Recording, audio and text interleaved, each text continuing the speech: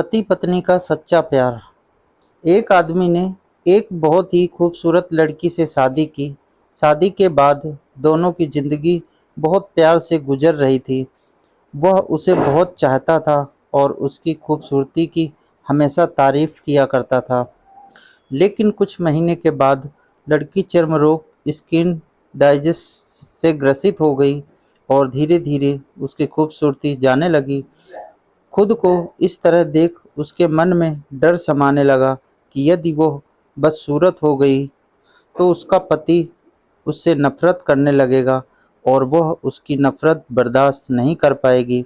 इस बीच एक दिन पति को किसी काम से शहर से बाहर जाना पड़ा। काम खत्म करके जब वह वापस लौट रहा था, उसका एक्सीडेंट हो गया।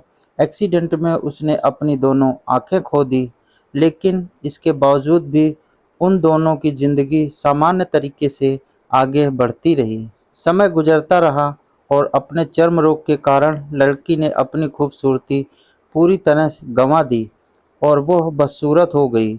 लेकिन अंधे पति को इस बारे में कुछ भी पता नहीं था, इसलिए इसका उनके खुशहाल विवाहित जीवन पर कोई प्रभाव नहीं पड़ा। वह उसे उसी तरह प्यार करता रहा। एक दिन उस लड़की की मौत हो गई।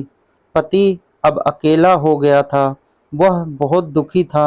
वह उस शहर को छोड़कर जाना चाहता था।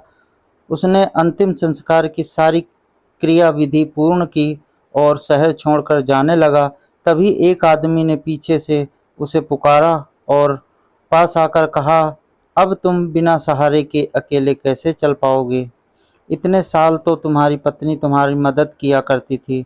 पति ने जवाब दिया, दोस्त, मैं अंधा नहीं हूँ, मैं बस अंधा होने का नाटक कर रहा था, क्योंकि यदि मेरी पत्नी को पता चल जाता कि मैं उसकी बदसूरती देख सकता हूँ तो यह उसे उसके रोग से ज़्यादा दर्द देता। इसलिए मैंने इतने साल अंधे होने का दिखावा किया।